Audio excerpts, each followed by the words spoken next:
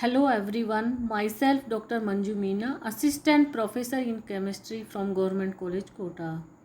आज हम organo zinc and organo lithium compounds के बारे में अध्ययन करेंगे। सर्वप्रथम हम देखेंगे ऑर्गेनो जिंक कंपाउंड्स या कार्ब जिंक यौगिक। कार्ब जिंक यौगिक क्या होते हैं? तो कार्ब जिंक का जो पहला कार्ब धात्विक यौगिक G6 लवण पोटेशियम, प्लेटिनम, एथिलीन क्लोराइड और H2O से मिलकर ये बना होता है। सन 1825 में बनाया गया था, लेकिन इसे कोई अधिक महत्व नहीं मिला। पहला उपयोगी कार्ब जिंक यौगिक है डाई एल्किल जिंक, जो कि सर्वप्रथम सन 1849 में सर एडवर्ड फ्रैंकलैंड द्वारा बनाए गए थे। अतः इन्हें फ्रैंकलैंड अभिकर्मक भी कहा जाता है।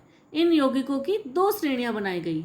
फर्स्ट है जिंक एल्किल ZnR2 तथा दूसरी श्रेणी है एल्किल जिंक हैलाइड RZnX बनाई गई। अब हम देखेंगे इसकी बनाने की विधियां क्या हैं।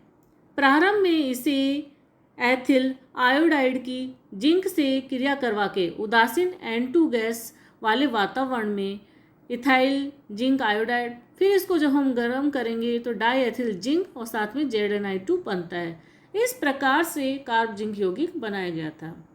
एल्किल अथवा एरिल आयोडाइड के साथ अभिक्रिया सफल रहती है, लेकिन इनके महंगे होने के कारण सामान्यतः एल्किल ब्रोमाइड का जिंक या कॉपर मिश्र धातु के साथ उपयोग किया जाता है और उदासीन वातावरण बनाने के लिए CO2 गैस का प्रयोग किया जा सकता है। इसमें धातु विस्थापन अभिक्रिया द्वारा डाई एल्किल जिंक का विचलन करने के लिए जिंक क्लोराइड की जब हम ट्राई एल्किल एल्यूमिनियम के साथ क्रिया करवाते हैं, यहाँ क्या है ये जिंक क्लोराइड ZnCl2 और दूसरा है ट्राई एल्किल एल्यूमिनियम, क्रिया कराने से क्या मिल रहा है? हमें डाई एथिल जिंक प्राप्त होता है। रासायनिक अभिक्रियाएं। जिंक डाई एल्किल यौगिक सहसंयोजक रेखीय अणु होते हैं और ये क्या होते हैं? वाष्पशील होते हैं, अर्थात वायु में स्वतः ही जल उठते हैं। ये जल के साथ भी शीघ्रता से अभिक्रिया करते हैं। इनकी रासायनिक अभिक्रियाएं ग्रिग्नार अभिकर्मक की भांति ही होती हैं, बस इनकी क्रियाशीलता ग्रिग्नार अभिकर्मकों की तुलना में थोड़ी कम होती है। अतः ये किसके साथ क्रिया नहीं करते? CO2 के साथ क्रिया नहीं करते। साइनाइड, कीटोन तथा एस्ट्रो के साथ अत्यंत मंद गति से अभिक्रिया करते हैं। डाई एल्किल जिंक की जब हम टर्सरी ब्यूटाइल क्लोराइड के साथ क्रिया करवाते हैं तो क्या प्राप्त होता है? चतुष्क कार्बन युक्त एल्केन। यहाँ हमें क्या प्राप्त होगा? नियोपेंटेन प्राप्त होता है। डाई एल्किल जिंक की क्रिया जब हम एसिटिल क्लोराइड CH3COCl के साथ करवाते हैं तो हमें क्या प्राप्त होता है? एसीटोन। साथ में क्या मिलता है? Methyl zinc chloride. Di alkyl zinc रेखीय अणु होते हैं, जबकि जिंक हैलाइड अणु ग्रिग्नार अभिकर्मक की भांति द्विलकीय संरचना युक्त होते हैं। उपयुक्त के अतिरिक्त एक मध्यवर्ती उत्पाद के रूप में कार्ब जिंक यौगिक रिफॉर्मेस की अभिक्रिया में भी प्रयुक्त होता है। इस अभिक्रिया में क्या होता है कि अल्फा ब्रोमो एस्टर, ये है अल्फा ब्रोमो एस्टर, तथा किसी कार्बोनिल यौगिक की क्रिया जब किससे करवाते हैं? हम जिंक से करवाते हैं, तो मध्यवर्ती कार्ब जिंक यौगिक अंततः बीटा हाइड्रोक्सी एस्टर बना लेता है। जैसे यहाँ हम देखें, ये क्या है? Alpha bromo ester. जब जिंक से क्रिया करवाते हैं तो क्या होगा? यहाँ पर मध्यवर्ती बनता है, जो कि कीटोन के साथ क्रिया करवा के निम्न योगात्पाद बनाते हैं। जब इसका जल अपघटन करवाते हैं तो क्या प्राप्त होता है? Beta hydroxy ester. जिंक का एक और महत्वपूर्ण यौगिक है साइमन स्मिथ अभिकर्मक। ड्यूपॉन्ट के रसायनज्ञ HE साइमन एवं RD स्मिथ ने अपनी खोज में यह पाया कि यदि ईथर माध्यम में सक्रिय जिंक कॉपर युग्म की अभिक्रिया डाई आयोडो मेथिन के साथ किया जाए तो हमें क्या प्राप्त होता है, ICH2Zn सूत्र का एक ऐसा अभिकर्मक बनता है जो कि एल्कीनों पर स्टीरियो विशिष्टता से सिस योग द्वारा अच्छी लब्धि में साइक्लोप्रोपेन व्युत्पन्न बनाते हैं। यहाँ हम किसकी क्रिया करवा रहे हैं, डाई आइडोमेथेन, और ये जिंक कॉपर युक्त, तो क्या मिलता है हमें, साइमन स्मिथ अभिकर्मक। इसमें क्या है, डाई आइडोमेथेन जिंक।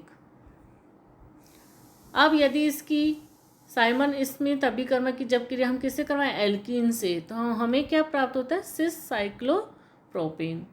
इन दोनों वैज्ञानिकों के सम्मान में ICH2Zn को साइमन स्मिथ अभिकर्मक कहते हैं। इसे एल्किल जिंक हैलाइड मान सकते हैं। नेक्स्ट हम पढ़ेंगे इसमें कार्ब लिथियम यौगिक, organo lithium compounds. Carb lithium यौगिक रासायनिक संश्लेषण में बहुत ही उपयोगी अभिकर्मकों के रूप में प्रयुक्त किए जाते हैं। ये भी ग्रिग्नार अभिकर्मक से बहुत समानता रखते हैं, लेकिन उससे अधिक क्या होते हैं, ये क्रियाशील होते हैं। इसकी बनाने की विधियां निम्न हैं। फर्स्ट हम देखें, एल्किल तथा एरिलिथियम को ईथर, बेंजीन, पेट्रोलियम आदि विलायकों में एल्किल क्लोराइड व लिथियम की सीधी अभिक्रिया से प्राप्त किया जा सकता है। ये एल्किल हैलाइड की जब हम लिथियम से करवाएंगे तो क्या मिलेगा, एल्किल लिथियम।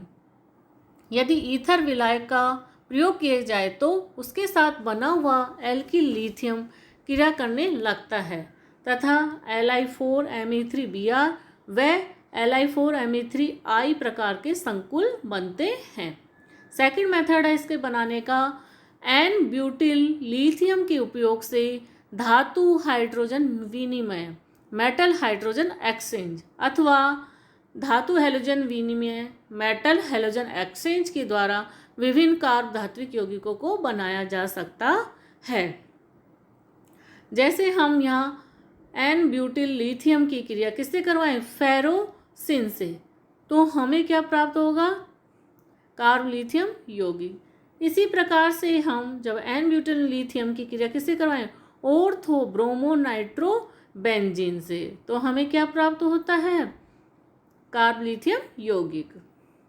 थर्ड मेथड है, जब एल्किल लिथियम, उदाहरण के लिए एन ब्यूटिल लिथियम की किसी असंतृप्त हाइड्रोकार्बन जिसका कि हाइड्रोजन परमाणु उत्पाद हाइड्रोकार्बन से अधिक अम्लीय हो अथवा हैलाइड के साथ क्रिया करवाने पर भी उपयुक्त की भांति हाइड्रोजन अथवा हैलोजन परमाणु का लिथियम के द्वारा क्या हो जाता है, प्रतिस्थापन, और नया लिथियम यौगिक बनता है। यह है N butyl lithium.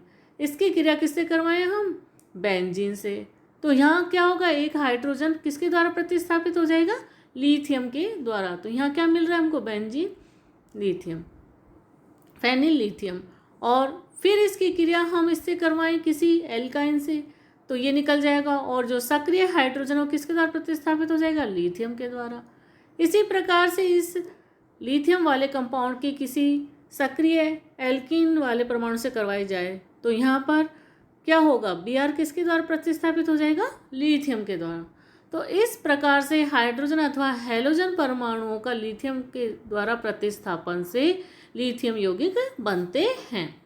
Fourth method है, असंतृप्त कार्बनिक समूह युक्त किसी कार्ब धात्विक यौगिक की लिथियम यौगिक अथवा कभी कभी लिथियम धातु के साथ क्रिया कराने पर भी कार्ब लिथियम यौगिक बनते हैं।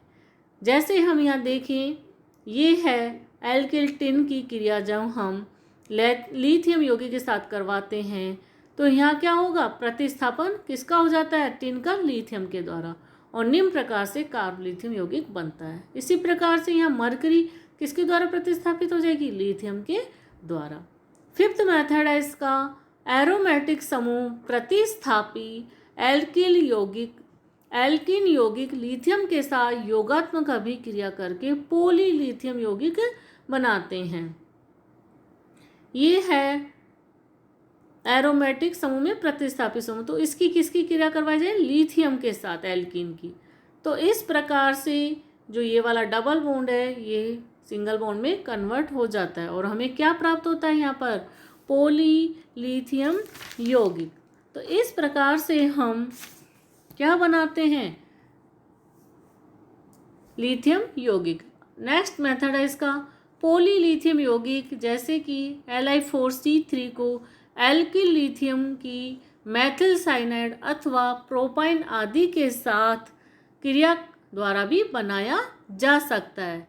इस प्रकार से CH2Li2 होल N प्रकार के यौगिकों को मेथिल लिथियम के ऊष्मीय अपघटन से भी प्राप्त किया जा सकता है। अब हम देखेंगे कार्ब लिथियम यौगिकों की केमिकल रिएक्शन। कार्ब लिथियम यौगिक साधारणतः द्रव अथवा कम गलनांक वाले ठोस होते हैं। कार्बनिक विलायकों में ये विलयशील होते हैं। अणु में थोड़ी सी ध्रुवता होने के कारण ये विद्युत के मंद चालक होते हैं। ये ज्वलनशील होते हैं। ये जल तथा वायु दोनों के साथ ही अत्यंत क्रियाशील होते हैं। वायु के साथ क्रिया करके तो स्वतः ही जल उठते हैं और जल के साथ तीव्रता से क्रिया करके क्या होता है, हाइड्रोकार्बन को मुक्त करते हैं। ये एन ब्यूटिल लिथियम की क्रिया जब हम जल से करवाएं तो इस प्रकार से हमें हाइड्रोकार्बन प्राप्त होते हैं। कार्बन लिथियम बंध कैसा होता है, पोलर होता है, जिसमें कि कार्बन परमाणु पर आंशिक रूप से ऋणावेश आता है और लिथियम पर आंशिक रूप से धनावेश आता है। अतः कार्ब लिथियम यौगिकों की जो अभिक्रियाएं हैं अधिकांशतः कार्बेनियन प्रकार की होती हैं। यद्यपि अभिक्रियाओं में मूलक भी बनते हैं। इसकी प्रमुख रासायनिक अभिक्रियाएं निम्न प्रकार से है। यदि हम हैलोजनों के द्वारा कार्ब लिथियम यौगिक क्या होता है, अपघटित हो जाते हैं और क्या बनाते हैं, हैलाइड। जैसे कि यहाँ हम एथिल लिथियम की क्रिया किससे करवाएं, Br2 से, तो हमें क्या प्राप्त होगा, एथिल ब्रोमाइड और लिथियम ब्रोमाइड। अम्लों के साथ अत्यंत तीव्र अभिक्रिया करके हाइड्रोकार्बन मुक्त करते हैं। N butyl lithium HCl hydrochloric acid के साथ क्रिया करके ब्यूटेन एंड ब्यूटेन बनाता है। इसी प्रकार से अमोनिया के साथ भी अपघटित होकर ये क्या बनाते हैं, हाइड्रोकार्बन को मुक्त करते हैं। एथिल लिथियम जब NH3 के साथ क्रिया करता है तो क्या प्राप्त होता है, एथेन। नेक्स्ट अभिक्रिया इसकी कार्बन डाइऑक्साइड के साथ क्रिया करके क्या बनाएंगे, ये कार्बोक्सिलिक अम्ल। अभिक्रिया गिरनार अभिकर्मक की भांति ही इसमें संपन्न होती है। एल्किल लिथियम CO2 से क्रिया कराएगा, निम्न प्रकार का योगात्पाद बनेगा, जिसका फिर क्या होगा, जल अपघटन, और हमें क्या प्राप्त होगा, कार्बोक्सिलिक एसिड। ये और भी कई प्रकार की अभिक्रियाएं गिरनार अभिकर्मक की भांति संपन्न करते हैं। इसीलिए जिन अभिक्रियाओं में गिरनार अभिकर्मक का सफलतापूर्वक प्रयोग नहीं कर सकते वहाँ कार्ब लिथियम यौगिकों का उपयोग किया जाता है। इसी कारण से इन्हें उच्च या उत्तम गिरनार अभिकर्मक भी माना जाता है। इनकी गिरनार अभिकर्मक जैसी कुछ प्रमुख अभिक्रियाएं निम्न हैं। फर्स्ट है, एल्कहलों के साथ क्रिया करके ये क्या मुक्त करते हैं, हाइड्रोकार्बन। RCH2OH की जब एल्किल लिथियम के साथ क्रिया करवाई जाती है तो निम्न प्रकार से एल्केन का निर्माण होता है। ये सेकेंडरी अल्कोहल की भी क्रिया करवाएंगे एल्किल लिथियम से, तो ये OH किसके द्वारा प्रतिस्थापित हो जाएगा, लिथियम के द्वारा। इसी प्रकार से जब टर्सरी अल्कोहल की क्रिया किससे के साथ करवाएं, एल्किल लिथियम के साथ, तो इस प्रकार से यहाँ भी OH किसके द्वारा प्रतिस्थापित हो गए, लिथियम के द्वारा, और हाइड्रोकार्बन का निर्माण करते हैं। सेकंड है, एल्किल हैलाइडों के साथ क्रिया करवाने पर भी ये हाइड्रोकार्बन मुक्त करते हैं। एल्किल हैलाइड जब एल्किल लिथियम के साथ क्रिया करेगा तो क्या बनेगा, एल्कीन। कार्बोनिल यौगिकों के साथ भी ये गिरनार अभिकर्मक की भांति ही क्रिया करके एल्कोहल बनाते हैं, लेकिन इसमें एल्किल लिथियम की मात्रा सीमित होनी चाहिए, अन्यथा उपयुक्त प्रकार की अभिक्रिया संपन्न करके ये हाइड्रोकार्बन मुक्त कर देंगे। ये है एल्डिहाइड। इसकी क्रिया हम किससे करवाएं, एल्किल लिथियम से। तो इसमें कार्बन से ऑक्सीजन की तरफ बॉन्ड टूटेगा, ऑक्सीजन पे आंशिक ऋणावेश और कार्बन पर आंशिक धनावेश। यहाँ पर क्या होगा, आर लिथियम, तो इसमें आर की तरफ बॉन्ड टूटेगा तो लिथियम पे आंशिक धनावेश और आर पे माइनस, तो लिथियम क्या जुड़ जाएगा यहाँ पर OLi, और कार्बन, इस वाले कार्बन कौन सा चार्ज है प्लस, और इस पे कार्बन पे माइनस, तो यहाँ जुड़ जाएगा। अब इसकी यदि हम हाइड्रोक्लोरिक एसिड से क्रिया करवाएं तो क्या प्राप्त होगा, यहाँ से Li निकल जाएगा और यहाँ क्या जुड़ जाएगा OH। तो इस प्रकार से हमें अल्कोहल का निर्माण होता है।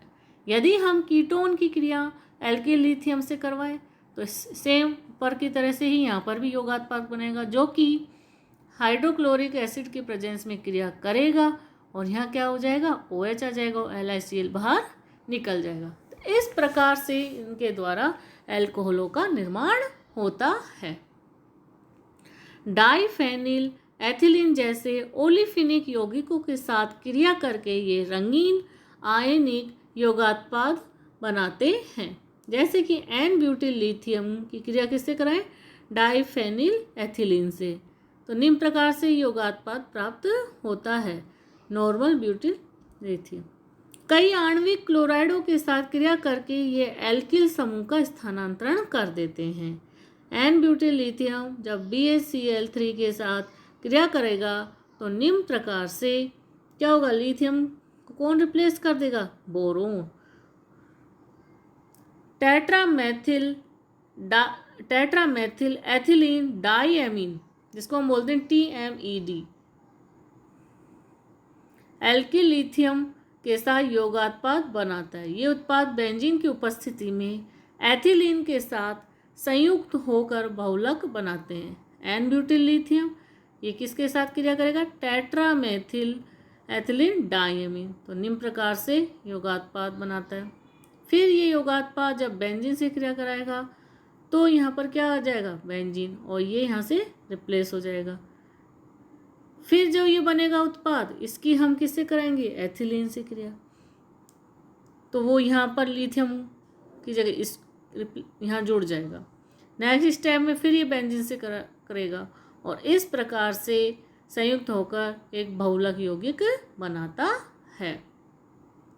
एल्किल लिथियम की उपस्थिति में संयुक्त डाइइनों का बहुलीकरण होकर कृत्रिम रबड़ बनता है। जैसे कि आइसोप्रीन एल्किल लिथियम की उपस्थिति में बहुलीकृत होकर हैवियर रबड़ अथवा गट्टा पारचा रबड़ बनाता है। ये क्या है, आइसोप्रीन एल्किल लिथियम के प्रेजेंस में क्या बनाएगा, हैवियर रबड़, जबकि ये समपक्ष जुड़े, और यदि एल्किल लिथियम ईथर के प्रेजेंस में कराए तो विपक्ष रूप में जुड़ता है और गट्टा पर्चा रबड़ बनाता है। एल्किल अथवा एरिल लिथियम लिथियम हैलाइड के डाइएथिल जिंक अथवा किसी अन्य कार्ब धात्विक यौगिक के साथ क्रिया करके निम्न प्रकार से संकुल बनाते हैं।